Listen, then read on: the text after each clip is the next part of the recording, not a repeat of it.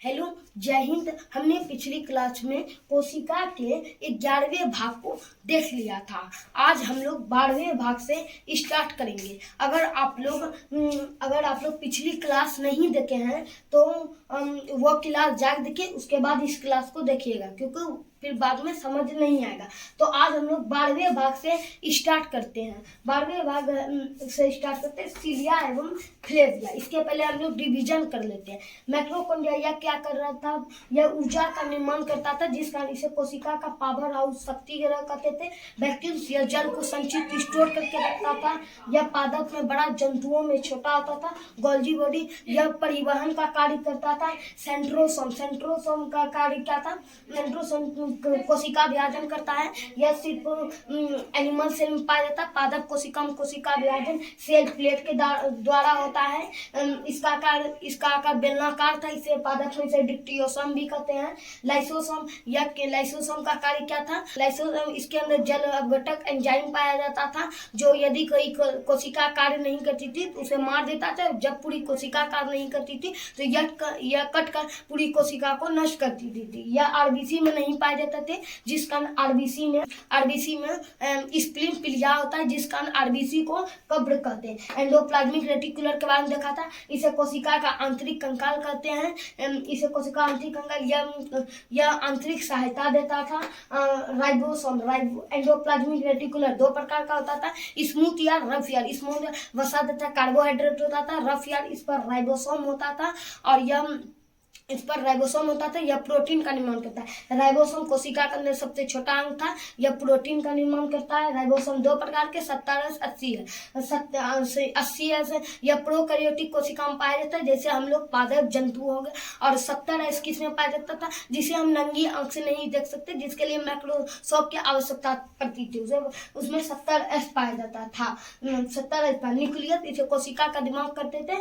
ठीक है, यह कोशिका को नियंत्रित करता था। आज हम लोग 12वें भाग सिलिया फ्लेविया देखते हैं। सिलिया फ्लेविया क्या? यह हेयर लाइक स्ट्रक्चर है। सिलिया फ्लेविया देखिए, यही है, यह हेयर लाइक स्ट्रक्चर है, मतलब आउट ऑफ पार्ट है। यह कोशिका के बाहर रहता है, और यह मूवमेंट एवं फीडिंग का काम करता है। मूवमेंट मतलब यह गति प्रदान करता है, मोशन करता है। और फीडिंग, यह अवशोषण का कार्य करता है। कोई भी चीज रेशा यह अवशोषण का कार्य करता है। तो सिलिया फ्लेविया में हेयर लाइक स्ट्रक्चर मतलब यह बाल के समान होता है। यह कोशिका के बाहर रहता है, आउट ऑफ पार्ट रहता है। यह मूवमेंट एवं फीडिंग करता है, मतलब यह गति, मोशन और फीडिंग, अवशोषण करता है। ओनली एनिमल सेल, यह सिर्फ जंतु कोशिका में ही पाई जाती है, पादप कोशिका में नहीं पाई जाती है। उस वीडियो में हमने बताया था कि पादप कोशिका में आपका क्या पाया जाता है? पादप कोशिका में सेल वॉल पाया जाता है, कोशिका भित्ति, सेल वॉल पाया जाता है। Movement, feeding, only animal cell. और फ्लेविया बड़ा होता है सिलिया की अपेक्षा। फ्लेविया बड़ा होता है। सिलिया देखिए, सिलिया ऐसे हो गया, यह है कोशिका आपका, ऐसे हो गया सिलिया, यह हो गया आपका सिलिया। और फ्लेविया क्या हुआ? फ्लेविया ऐसे करके रहता है, इसमें ऐसे करके आकार निकला रहता है, यह हो गया फ्लेविया। तो फ्लेविया बड़ा हुआ और सिलिया। इसी के कारण हम जब रिप्रोडक्शन चैप्टर पढ़ेंगे तो उसमें हम बताएंगे स्पर्म इसी के कारण मूवमेंट करती है। सिलिया फ्लेविया कारण ही स्पर्म मूवमेंट करती है, जिससे कि अंडाणु का निर्माण होता है। इसे हम लोग रिप्रोडक्शन चैप्टर में डिफिनेशन से पढ़ेंगे।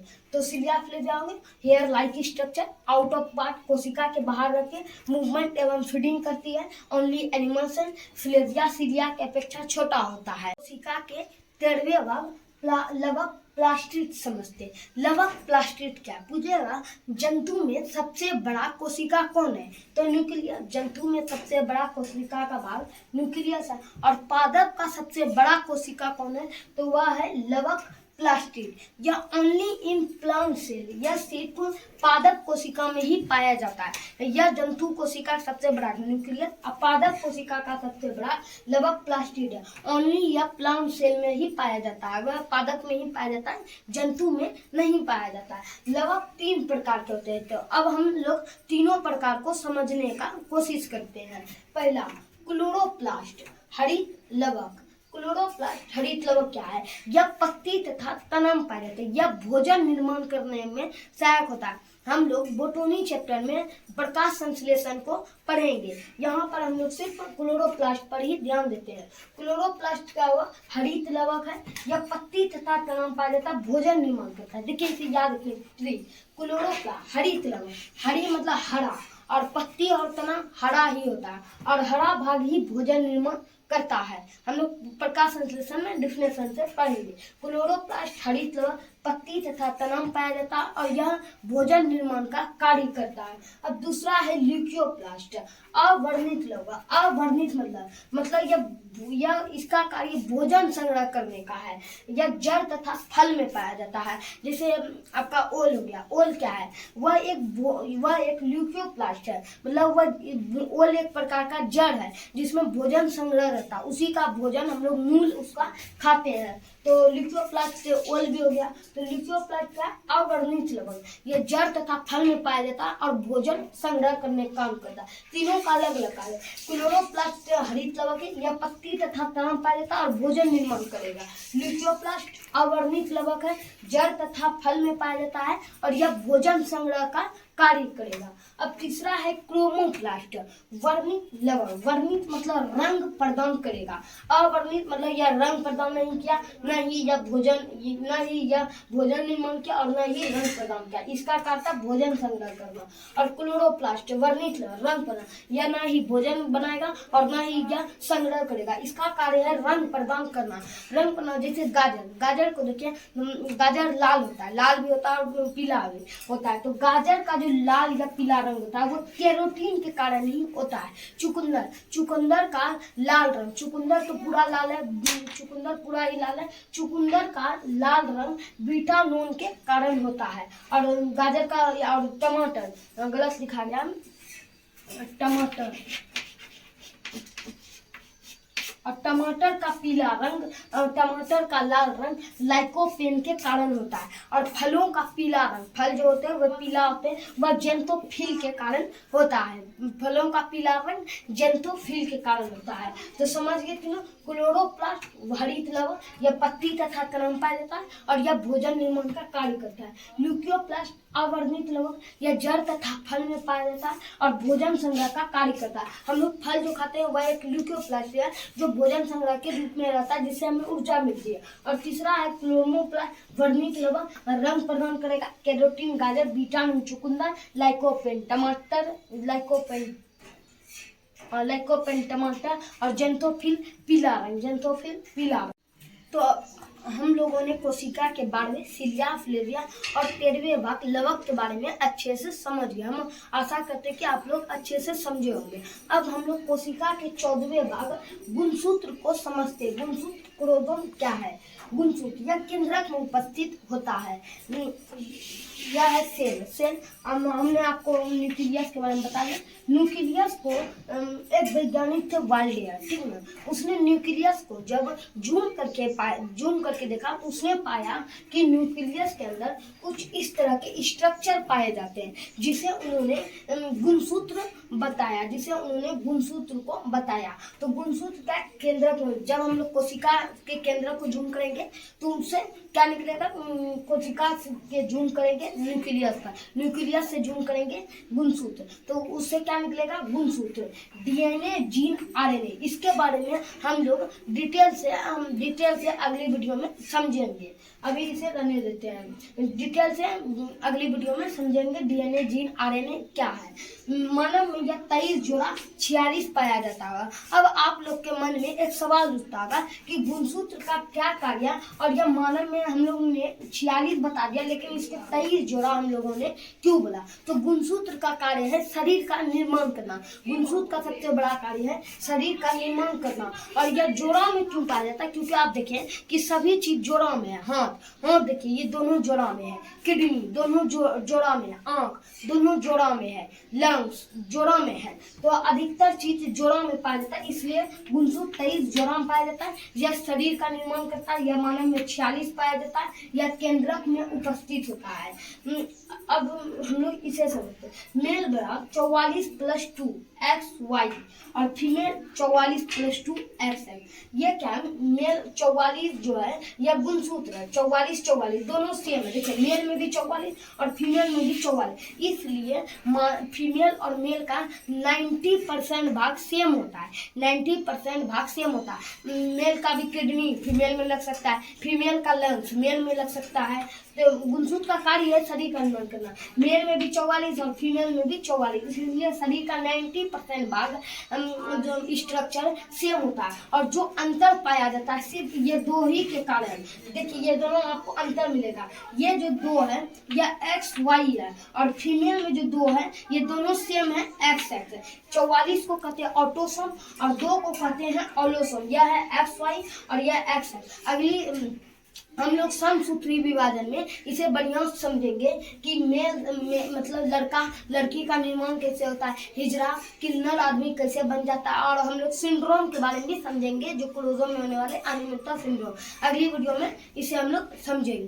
तो हम लोग कोशिका सेल्स में कई लोग से आप लोग मुंह सुन रहे होंगे कि कोशिका सेल सबसे छोटा अंग है। कई लोग बोलते हैं कि कोशिका सेल सबसे छोटा अंग है, लेकिन कोशिका सबसे छोटा अंग नहीं है। कोशिका के अंदर आपका राइबोसोम सबसे स्मॉलेस्ट है। राइबोसोम को सबसे छोटा अंग क्यों नहीं कहते, इसके अंदर एंडोप्लाज्मिक रेटिकुलर है, लाइसोसोम है, अलग अलग कई चीजें।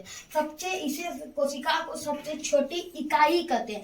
अब इकाई यूनिट क्या है, इकाई यूनिट क्या है, जैसे देखिए कोई वैज्ञानिक ने कोई ऐसा पार्ट को ढूंढा जो सब कार्य कर सकता है। दिल को देखिए वह सिर्फ धड़क सकता है, सांस थोड़ी ले सकता है। अब लंग्स को देखिए वो सांस ले सकता है, धड़क थोड़ी सकता है। तो वैज्ञानिक ने जब शरीर को जूम किया तो उसने सेल को पाया जो सभी कार्य कर सकता है, जैसे मैक्रोकॉन्ड्रिया श्वसन बना सकता है, राइबोसोम प्रोटीन बना सकता है, गोल्जी बॉडी परिवहन कर सकता है, एंडोप्लाज्मिक जैसे अपने आप को सहायता देगा, वैक्यूल्स पानी को स्टोर करके, न्यूक्लियस ये नियंत्रित कर लेगा, लाइसोसोम ये सेंट्रोसोम कोशिका विभाजन कर देगा, लाइसोसोम यह अब जल को एंजाइम पाया जाता है जो कार्य को नष्ट भी कर सकता है। तो उसी को यूनिट कहते हैं जो एक ही चीज सभी कार्य कर सकता है। तो वैज्ञानिकों ने पाया कि सेल कोशिका ही सबसे छोटा इकाई है जो ये सभी कार्य कर सकता है। तो कोशिका सबसे छोटा अंग नहीं है, कोशिका सबसे छोटी इकाई है, यूनिट है। तो एनिमल सेल, जंतु कोशिका, प्लांट सेल, पादप कोशिका में हम लोग अंतर करते हैं। इसमें आप लोग को जो भी आप लोग को क्वेश्चन होगा वो सारे इसमें सॉल्व हो जाएंगे। तो अब हम लोग समझते हैं जंतु कोशिका। जंतु कोशिका हमने इस सर्कल में बता दिए जो इसमें पाया जाता है, और पादप कोशिका प्लांट सेल को इस सर्कल में बता दिए हैं कि इसमें जो अंतर पाया जाता है। और ये जो है ये चौकोर टाइप के, इसमें हमने सारे चीज बता दिए जो दोनों में पाए जाते हैं। तो अब हम लोग इसे समझते हैं। एनिमल सेल जंतु कोशिका यह स्मॉल होता है, यह पादप कोशिका की अपेक्षा यह छोटा होता है और यह गोल होता है और इसमें वैक्यूल छोटा होता है। हमने आपको बताया था इसमें वैक्यूल्स छोटा होता है। इसमें सीलिया, फ्लेजिया, सेंट्रोसोम पाया जाता है। सेंट्रोसोम जो कोशिका विभाजन करता है, इसमें सीलिया, फ्लेजिया, सेंट्रोसोम अंतर पाए जाते हैं। अब हम लोग पादप कोशिका, प्लांट सेल देते हैं। यह बड़ा होता है और यह चौकोर टाइप का होता है, यह इसे चौकोर टाइप का होता है। यह गोल होता है और यह चौकोर टाइप होता है। इसमें वैक्यूल्स बड़ा होता है। इसमें सेल वॉल पाए जाते हैं, प्लास्टिड कोशिका भित्ति, सेल वॉल पाया जाता है और प्लास्टिड लवक पाए जाते हैं। सेल वॉल, प्लास्टिड, लवक के बारे में हमने बताया था जो पादप का सबसे बड़ा कोशिका है। यह सिर्फ पादप कोशिका में ही पाया जाता है। सेल वॉल, प्लास्टिड और सेल प्लेट। सेल प्लेट जो बताई थी इसमें कोशिका, पादप कोशिका में कोशिका विभाजन सेल प्लेट के द्वारा होता है और जंतु कोशिका में सेंट्रोसोम के द्वारा होता है। और अब हम लोग समझते हैं कि दोनों में क्या क्या चीज सेम पाए जाते हैं। इनमें कोशिका झिल्ली दोनों में पाए जाते हैं, मैक्रोकॉन्ड्रिया दोनों में पाए जाते हैं, राइबोसोम दोनों में पाए जाते हैं, वो भी क्या 80S, राइबोसोम दोनों में पाए जाते हैं 80S, क्योंकि इसे हम नंगी आंख से देख सकते हैं। इसमें गोल्जी बॉडी भी सेम पाए जाते हैं, न्यूक्लियस सेम, लाइसोसोम सेम। तो इसमें आपको अंतर, इसमें आपके क्वेश्चन शायद सोल्व हो सकते हैं कि दोनों में आपको जो भी होगा कि कौन क्या है, तो इसमें ये सब सॉल्व हो सकते हैं। तो एनिमल सेल में स्मॉल होता है, गोल होता है, वैक्यूल छोटा, सीलिया, फ्लेजिया, सेंट्रोसोम, पादप कोशिका लार्ज, चौकोर, वैक्यूल्स बड़ा, cell wall, plastid, cell plate और सेम झिल्ली, मैक्रोकॉन्ड्रिया, ribosome, Golgi body, nucleus, lysosome. तो अब हम लोग सेल को समझते हैं। सेल दो प्रकार के होते हैं कोशिका, यह महत्वपूर्ण है। सेल दो प्रकार के होते हैं, प्रोकैरियोटिक कोशिका और एक होता है यूकैरियोटिक कोशिका।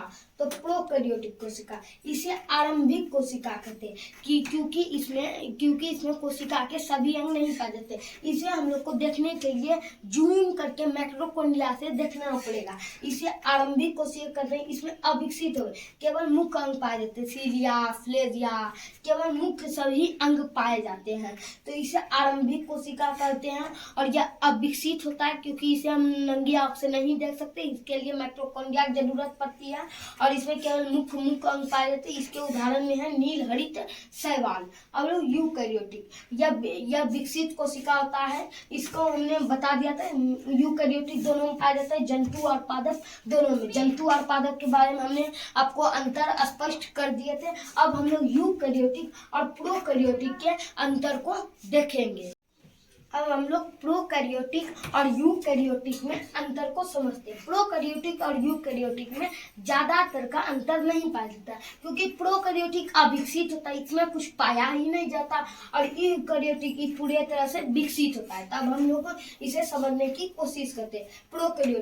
प्रोकैरियोटिक छोटी होती है और यूकैरियोटिक बड़ी होती है। प्रोकैरियोटिक छोटी होती है, यूकैरियोटिक बड़ी होती है। जैसे पादप बड़ा होता है, एनिमल छोटा होता है, तो उसे प्रोकैरियोटिक छोटी और यूकैरियोटिक बड़ी। No involve on nucleus. देखिए हम लोग में जो न्यूक्लियस पाया जाता है यूकैरियोटिक में, इसमें न्यूक्लियस एक प्रोटीन से या प्रोटीन से ढका होता है, प्रोटीन का बना होता है, या एक ढका होता है, एक लिफाफे से, मतलब ये लिफाफे की तरह से ढका होता है। लेकिन प्रोकैरियोटिक में नो इन्वॉल्व ऑन न्यूक्लियस, इसमें न्यूक्लियस कोई भी चीज या लिफाफा से ढका नहीं होता। लेकिन यूकैरियोटिक में इसमें न्यूक्लियस ढका होता है, इसमें इन्वॉल्व ऑन न्यूक्लियस, इसमें न्यूक्लियस से यह ढका होता है। और प्रोकैरियोटिक में न्यूक्लियस ढका नहीं होता कोई चीज से। और इसमें जो होता है प्रोकैरियोटिक में शोषण जीव द्रव्य से होता है। प्रोकैरियोटिक में शोषण जीव द्रव्य से होता है, मतलब न्यूक्लियस में हमने कोशिका में आपको जीव द्रव्य बताया था, उसी से प्रोकैरियोटिक शोषण करता है। लेकिन यूकैरियोटिक में शोषण माइक्रोकोंडिया देता है। शॉर्टकट में क्या, माइक्रोकोंडिया बताए थे। माइक्रोकोंडिया से आपका क्रेफ चल सकता है, उसके बाद 38 एटीपी बनते हैं, उसके बाद 38 एटीपी बनते हैं, उसके बाद फिर एक ग्लूकोज बनता है, ग्लूकोज से ऊर्जा मिलती है। इसमें शोषण जीव द्रव्य से होता है, लेकिन इसमें शोषण माइक्रोकोंडिया से होता है। इसमें तो शक्ति उक्ति पाई नहीं जाती है और शोषण माइक्रोकोंडिया से हम लोग को शक्ति आता है। इसमें पेप्टिडोड ग्लाइकेन की बनी होती है। आपको हमने कोशिका भित्ति बताया था कि कोशिका भित्ति में कवक, एक तरह कवक जो है वह भी एक यूकैरियोटिक ही है। कवक को क्या हम अपनी आंख से देख सकते हैं? उसको नहीं है देख सकते, उसको हम लोग को माइक्रोस्कोप से देखना पड़ता है। लेकिन माइक्रोस्कोप से देखना पड़ता है। कवक बताए थे कि कवक की कोशिका भित्ति पेप्टिडोड ग्लाइकेन की बनी होती है। और यूकैरियोटिक में पादप में भी कोशिका भित्ति होता है, और पादप में सेलुलोज से बना होता है। इसमें 70 एस पाया जाता है और इसमें 80 एस प्रोटीन पाया जाता है। अब देखते हैं कि दोनों में सेम क्या पाया जाता है। सीलिया फ्लेजिया दोनों में पाया जाता है।